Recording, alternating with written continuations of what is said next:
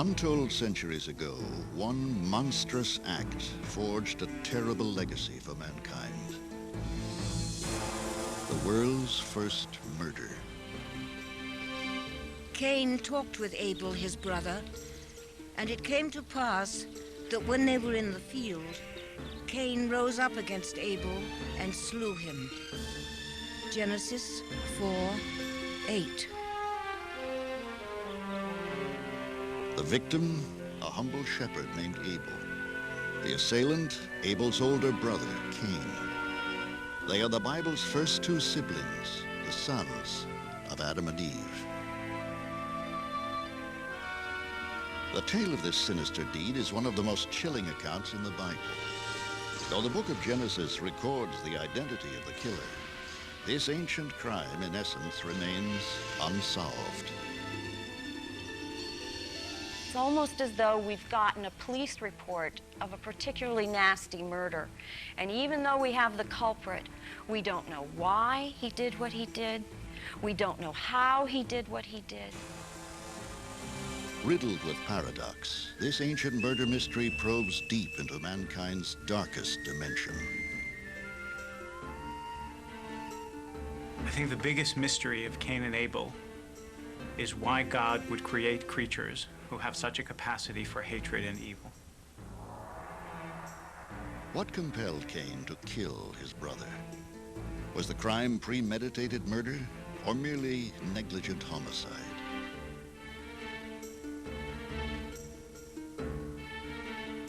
What was the enigmatic mark God branded on Cain as a consequence of his crime?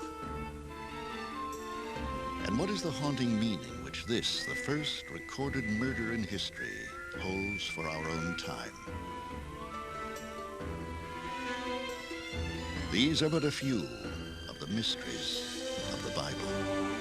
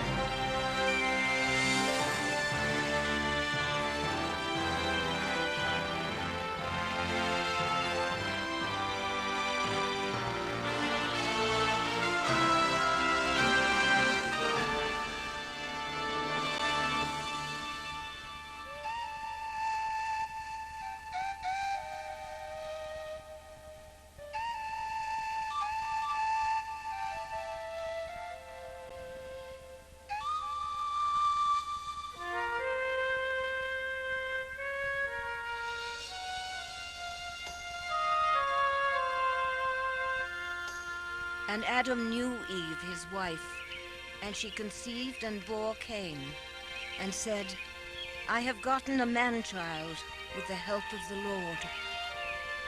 Genesis 4:1. In the beginning, mankind's first couple shares the wonder of a miracle, the first human birth. For Adam and Eve, it is a profound moment of renewed hope. Their first taste of joy since their heartbreaking expulsion from paradise by God. For them, their newborn son Cain represents the prospect of a happier future.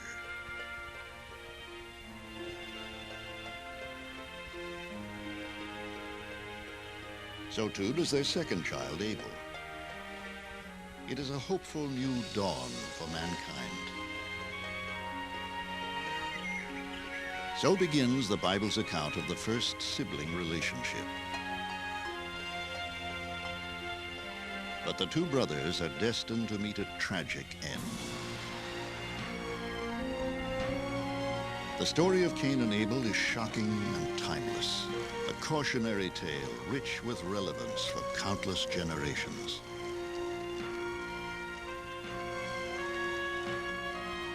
But the account in Genesis, only 17 verses long, resembles a murder mystery with key pieces of the puzzle missing. In order to unlock the story's secrets, biblical scholars have virtually assumed the role of criminal investigators.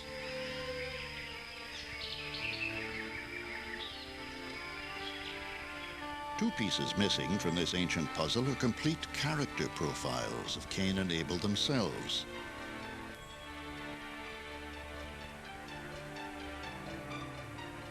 Rather than describing their individual personalities, the Bible defines them largely in terms of their relationship to one another. But mysteriously omitted from the Genesis account are the brothers' formative years, the time in which that relationship would have taken shape. Were Cain and Abel splintered by rivalry at the outset?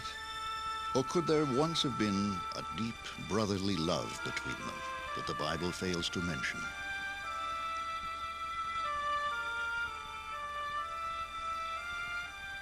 In search of the answer, historians have discovered one crucial clue.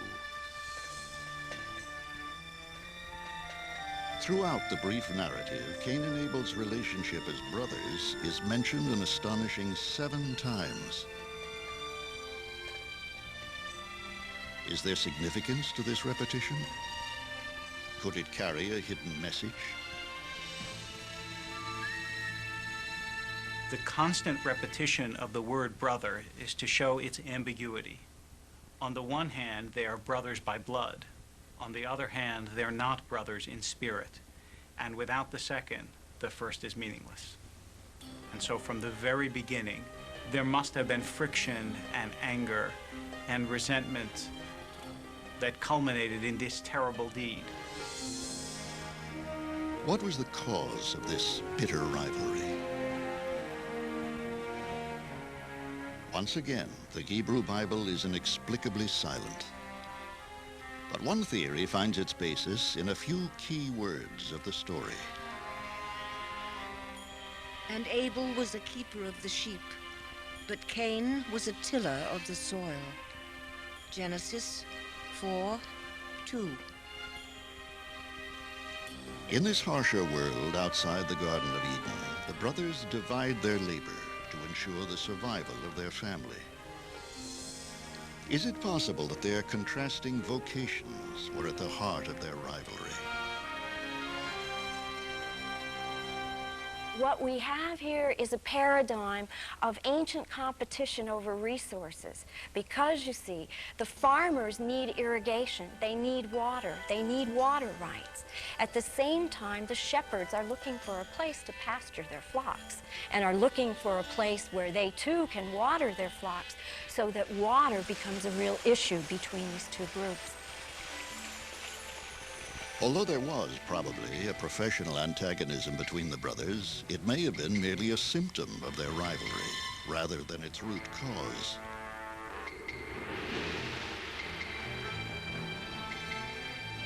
In search of the core of their conflict, scholars are drawn inexorably to the flawed character of Cain.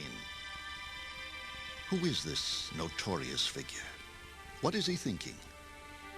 What is he doing during the mysterious gap in the narrative preceding the murder? Even though it's very hard to be sure about what character Cain might have had before the incident with his brother Abel, and what Abel might have been like in relationship to Cain, there are some assumptions we can make. One is that Cain, as the older brother, may well have felt a certain degree of propriety, control, desire to be first in the family, because that can happen to any older child. Would he have been discriminating against his brother? Would he have been resentful of his brother, jealous of his brother? Would he have been lording it over his brother?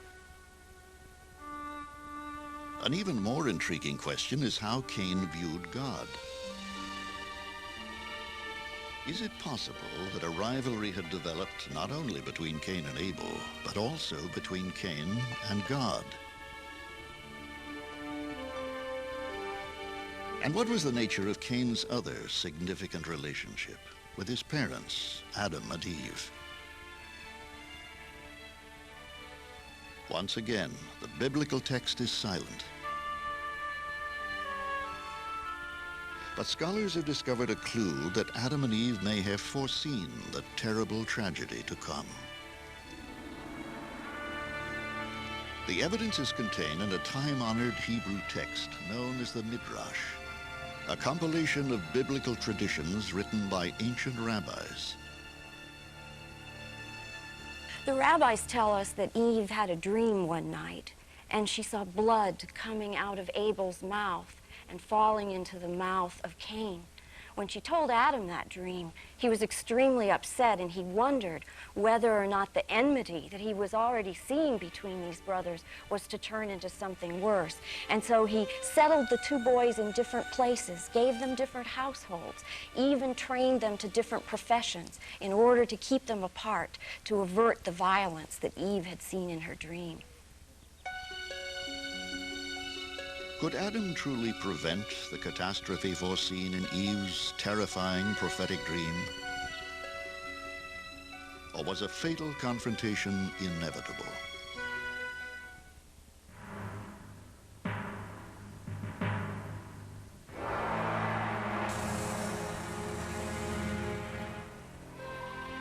Ironically, the chain of events leading Cain to commit the world's first murder begins with the first act of divine worship, an act of sacrifice.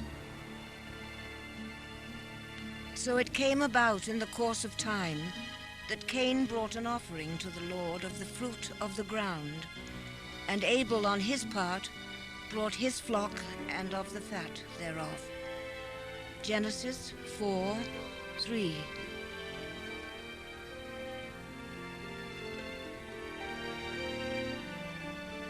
Each brother expresses his reverence for God with a different form of sacrifice.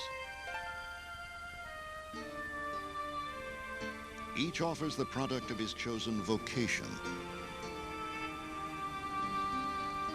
But what has prompted them to perform this ritual is unclear. The biblical account makes no mention of God requesting it. What inspired this early act of worship? And why does it take the form of sacrifice? In the Bible, and even today, there is a sense that if you love someone, the best way to show that love is to offer something dear to you. And when somebody in the Bible wants to show God some measure of devotion or care or love, what they do is take something that's dear and offer it to God. It's not that God needs it, but people do. In response to Cain and Abel's worship, God pronounces a judgment which ignites Cain's fury.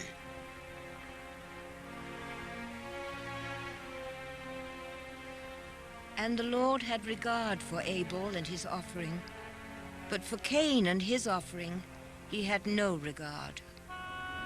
Genesis 4:5.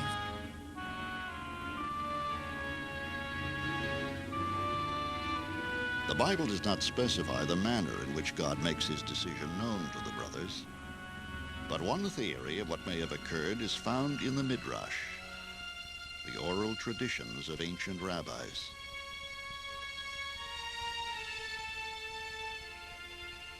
The rabbis tell us that when Abel's sacrifice is made, God accepts it in a shooting flame that goes up to heaven, and hence we know that God took Abel's sacrifice. Cain's, however, just lays there inert. It's a dud of a sacrifice, and Cain immediately flies into a rage. He's filled with bitterness and envy and hatred. And perhaps the biggest problem is that he doesn't voice his hatred to the right person. It's not his brother who has rejected him, it's God. One of the great mysteries of the Cain and Abel story is the question of why God does not accept Cain's offering, but does accept Abel's offering. According to the rules of sacrifice in the Bible, a grain offering is every bit as worthy as a meat offering. Therefore, it's puzzling. It's very puzzling. What's wrong with Cain's offering? For centuries, this one question has obsessed biblical scholars. To answer it is imperative, because it is God's unexplained preference for evil, which becomes Cain's motive for murder.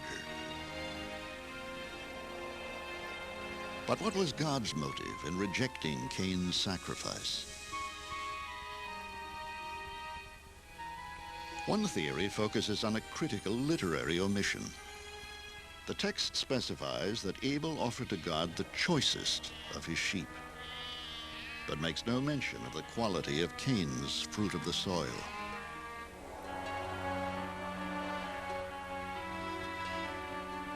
Could this indicate that God rejected Cain because he had not given his finest offering?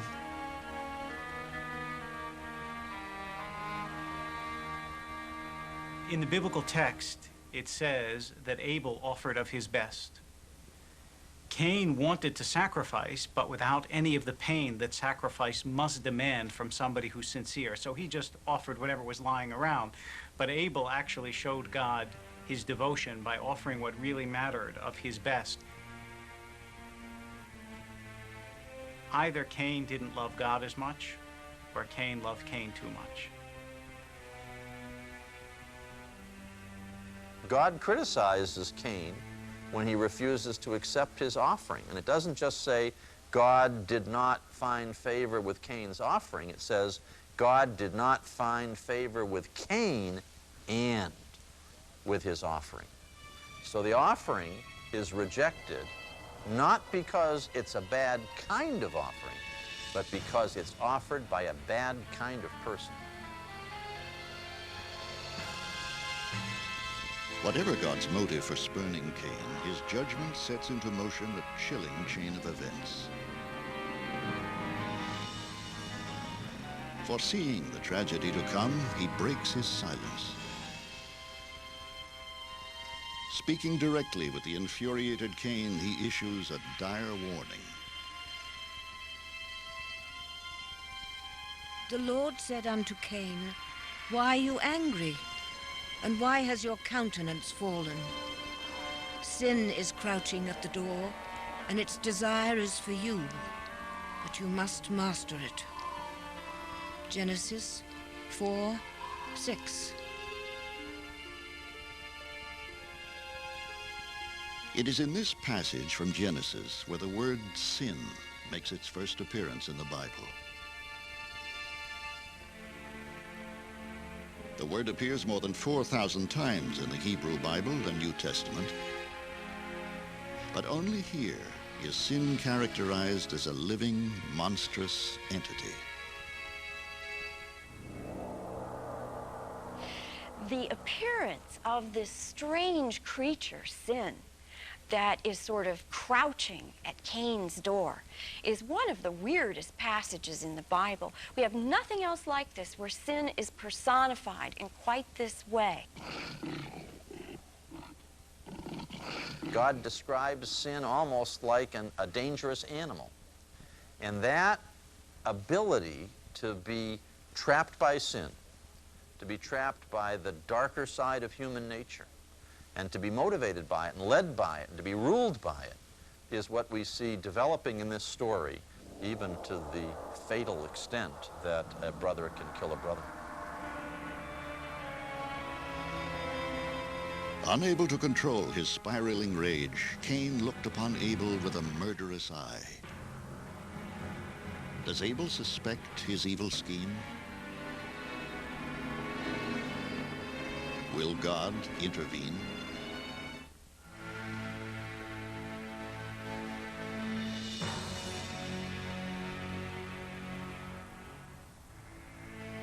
Centuries ago, a world untarnished by violence basked in its last moments of innocence.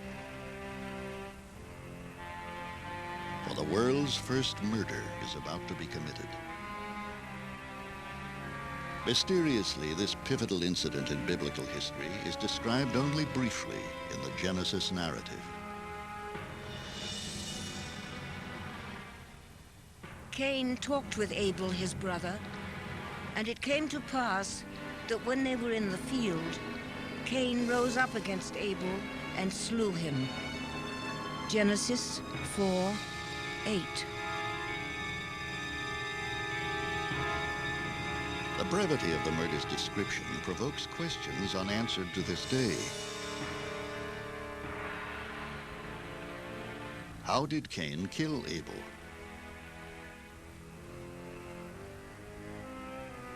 Did Cain bury or destroy the body, trying to conceal his crime?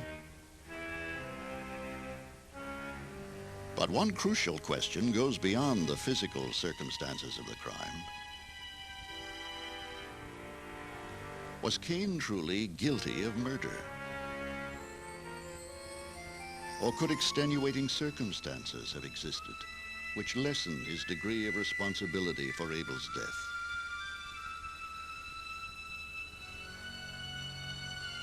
Some scholars point out that before the murder, the death of a human being was an unknown experience. Did Cain realize he was capable of extinguishing his brother's life? He certainly knows what it is to kill an animal, because you have to kill the animals to bring the sacrifices that his brother Abel brought. It's implicit in the story that they really knew what it was to kill. And I would presume that Adam and Eve had taught Cain and Abel both. You can kill these animals for these purposes, but whatever you do, don't kill one of us human beings. That's wrong. Most scholars, however, believe that Cain was not aware that his attack could result in Abel's death. It's quite likely that Cain did not know the effect of the blows that he rained, whether by fist or by stone or rocks or so on his brother. He must have been utterly horrified, actually, since he'd never seen a dead human being before. He must have been totally stunned by what happened. It was homicide, but not actually murder.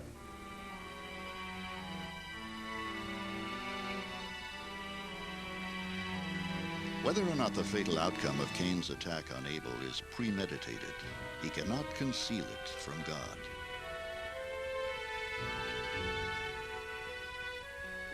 In an unexpected twist in the narrative, a witness to the murder surfaces to expose Cain. But this is not a witness in the conventional sense. The damning testimony came from a ghostly extension of Abel himself. It's very interesting in the story how God finds out about the murder. God finds out about the murder because Abel's blood cries out to him from the ground.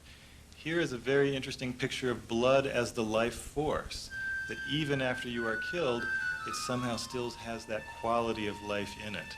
And this quality of life can cry out to the accused, can cry out to the God who judges the criminal, and to point out who the criminal is, in a sense. God's quest for justice forces him into an icy confrontation with Cain. And the Lord said unto Cain, Where is Abel thy brother? And he said, I know not. Am I my brother's keeper? Genesis 4:9. In this historic exchange, Cain does much more than compound his crime with a lie. In his sarcasm, he unwittingly poses a question destined to challenge the conscience of countless generations. Am I my brother's keeper is the first question that human beings ask in the Bible. And it is, in some sense, the question that every human being has to address in his or her life. Brother here, not in the most literal sense, but am I the keeper of my fellow human beings? And God doesn't answer it because the entirety of the Bible is an answer to that question. And what it says is, if you are not your brother's keeper, then there was no reason for human beings to have been created. But if you are, then you prove yourself the crown of my creation. Cain, demonstrating himself the direct opposite of God's ideal, awaits punishment. Will God exact a life for a life? Or will Cain face a fate crueler than death?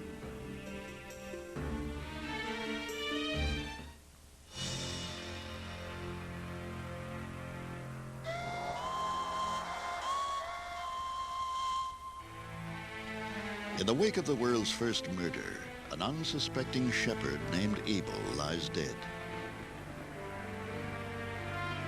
Precisely how, where, and why he was killed by his brother Cain may never be known. But these unanswered questions quickly give way in the biblical account to a whole new set of mysteries. Perhaps the most baffling of these mysteries is God's unusual punishment of Cain. When thou tillest the ground, it shall not yield unto thee her strength. A fugitive and a vagabond shalt thou be on the earth. Genesis 4:12.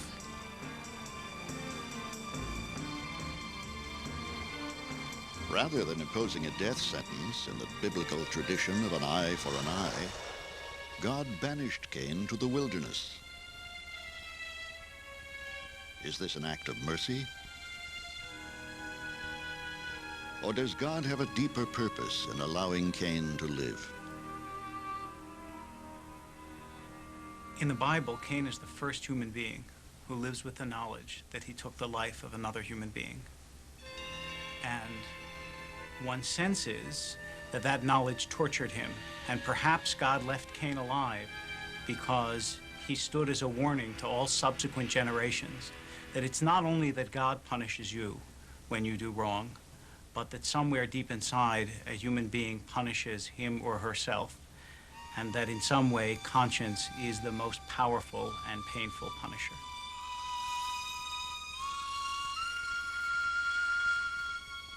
Some scholars suspect a different motive may lie behind God's mercy.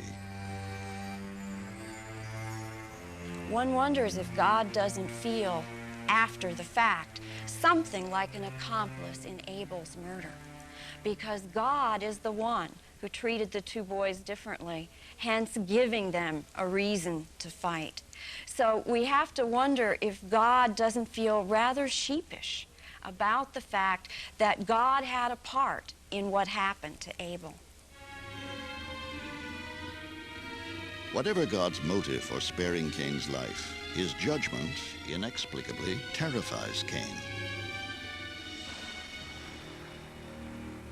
And Cain said unto the Lord, My punishment is more than I can bear, and it shall come to pass that everyone that findeth me shall kill me. Genesis 4:13. But who were the potential assassins he feared? According to the Bible, after Abel's murder, Earth's only inhabitants were Cain himself and his parents, Adam and Eve.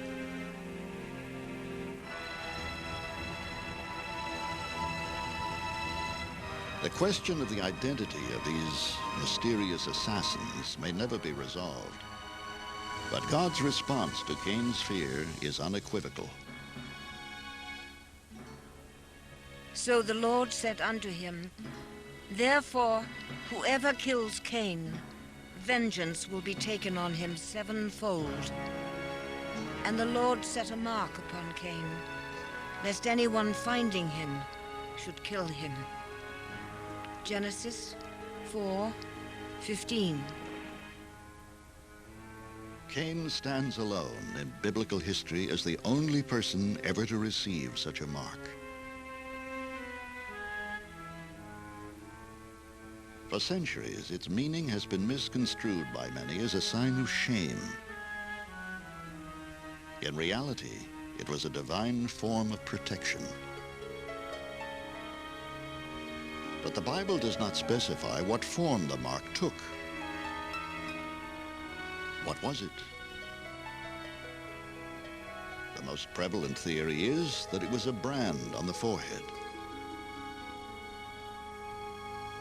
We know from Mesopotamian law codes that it was common to put a marking on a convicted criminal who was about to be sent into slavery. This slave's mark was known as an abutum, and it was tattooed or gashed into the cheek or the forehead. So it may be that this is the kind of mark that Cain is receiving. This image of Cain branded on the face has become an archetype. But scholars throughout history have proposed a variety of intriguing alternatives. Some medieval interpreters theorize that the mark consisted of horns growing from Cain's head. Others considered it to be an outbreak of leprosy. And still others speculated that it was not a mark at all, but a dog assigned to accompany Cain and protect him from all threats. Whatever the form of Cain's protective mark, God banishes him to the land of Nod.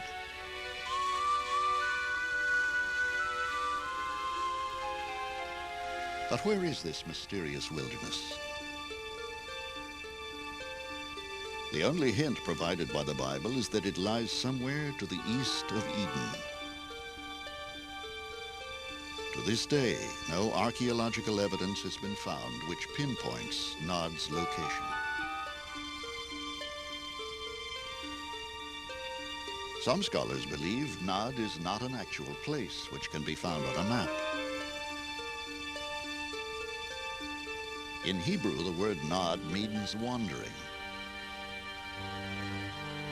Therefore, no matter where Cain roamed, he was in the land of Nod. It is at this point in the Genesis account that a new character abruptly appears: Cain's wife. Inexplicably, the Bible mentions neither her name nor how Cain encountered her in the wilderness.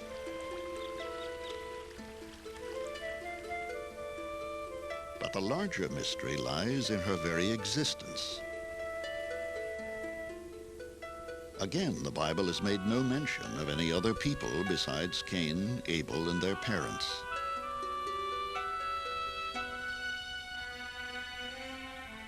The most likely assumption is that she's actually what we would call a sister. In other words, Adam and Eve had a lot of children.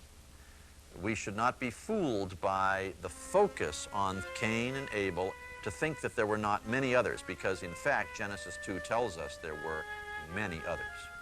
So the most likely candidate to be Cain's wife is one of his sisters.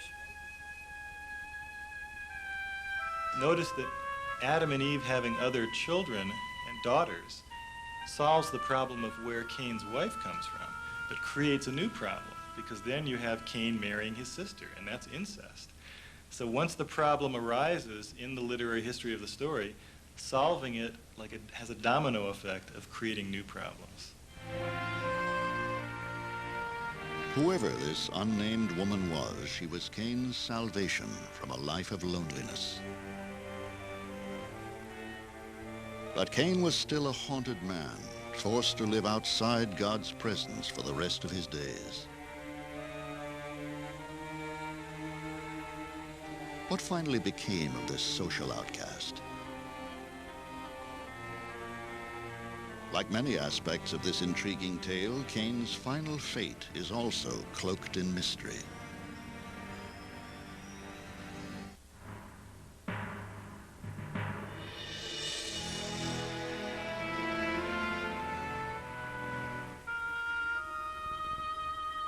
Brother,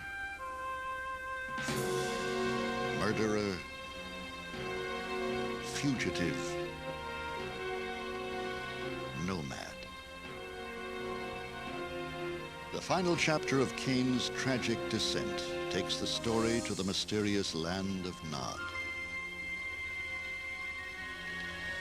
And Cain built a city and called the name of the city Enoch, after the name of his son. Genesis 4:17. Although Cain had been condemned by God to wander the rest of his days, he constructs a permanent settlement.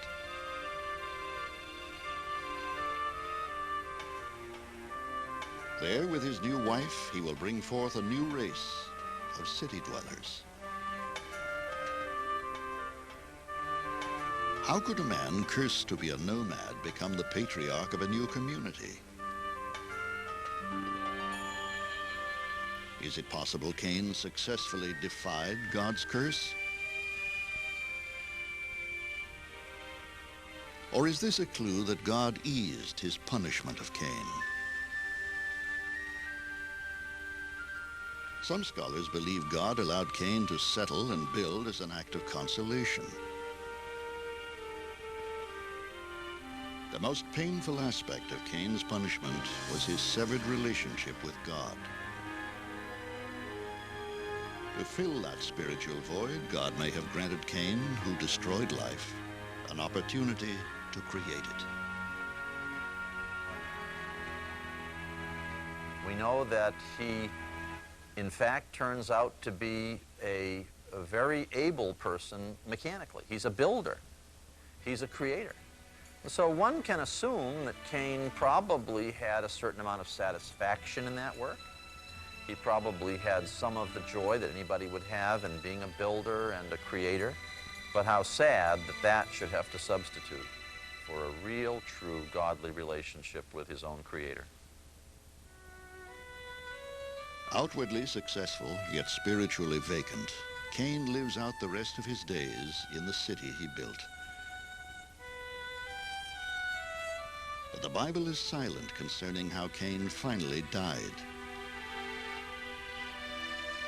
Searching for clues, scholars have looked to ancient texts beyond the Bible, which offer intriguing theories. One revealing story is contained in the Book of Jubilees, an expansion of the Book of Genesis from the 3rd century before the Common Era. In its account, the manner of Cain's death eerily echoes the way that Cain had killed Abel. We are told that Cain killed Abel with a stone. The outcome of this, the implication of this, is that Cain later on dies when his house collapses. His house was made of stone. No person kills him, because God had given him a mark so that no one would kill him, but his own house kills him. The rocks kill him. The implement with which he killed Abel kills him in return. So there is a tit for tat, a life for a life. Another later theory suggests that Cain's enigmatic mark not only fails to prevent his death, but actually causes it. According to this theory, Cain's mark consists of horns growing from his head. And it is this bestial appearance which causes a tragic accident involving one of Cain's descendants.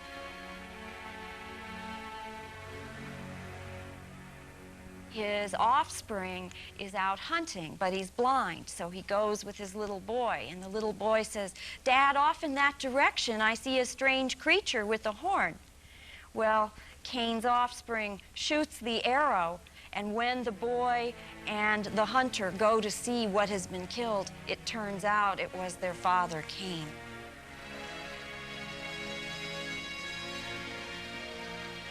Whatever the manner of Cain's death, the legacy of his tormented life endures. For as long as the potential for violence lurks within each human heart, perhaps the murder Cain committed will never truly be solved. And the significance of Cain's haunting question to God echoes to this day. Am I my brother's keeper? It is a question which speaks to the very purpose of our existence, and which transcends our responsibility to our blood relatives. What the Bible is trying to tell us is, again, something of eternal relevance, that all human beings are indeed their brother's keepers, because since all human beings go back to common ancestry, Therefore, no matter how far removed they may be from the original Adam and Eve, they nevertheless are all brothers. This concept of universal brotherhood is a cornerstone of both the Hebrew Bible and the New Testament. That as members of a global family, it is our sacred duty to care for one another.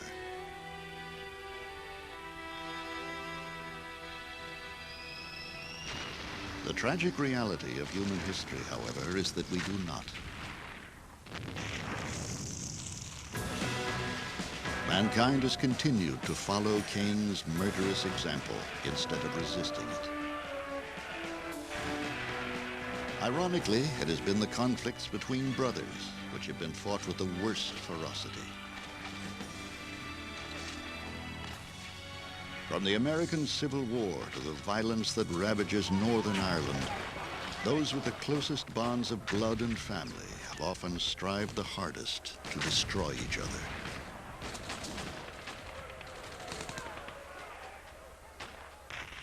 The painful question remains.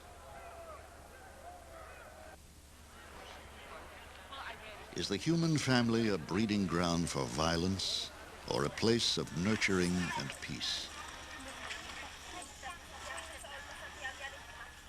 I've always believed that in some ways, families are God's way of teaching us how to live with people that we would otherwise not know and perhaps not like. Because you don't choose your brothers and your sisters and your parents. And I believe that that's God's way of saying you're not allowed to go through this world only picking people who are congenial to you and whom you know and whom you like. You have to learn how to live with a variety of creations. And therefore, you have brothers, you have sisters, you have parents, you have children. The tragic fate of the Bible's first family serves as a chilling warning to all families today. For what might have been a story of brotherly love between Cain and Abel is instead a tale of murder. How this affected their parents, Adam and Eve, the Bible does not say.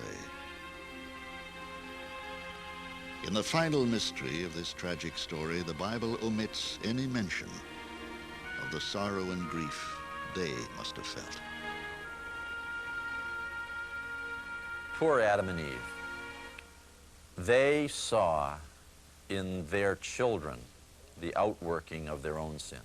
The sin they had introduced, coming full circle in their own children. So it must have hurt. It must have hurt a great deal. More deeply bonded than ever by their grief, did Adam and Eve finally transcend their tragic loss? For despite the fate of their first two sons, they were willing to try again. And Adam knew his wife again, and she bore a son, and called his name Seth. Genesis 4:25. The birth of Seth bears witness to the resilience of the human spirit. When Adam and Eve go ahead and conceive another child, it rather reminds me of population studies that show how the birth rate booms after a war. It's a way of saying, despite the fact that there has been this terrible destruction, we still essentially believe in the goodness of life and the worthiness of God's world. In that sense, it's one of the first statements of faith in the Bible and one of the deepest.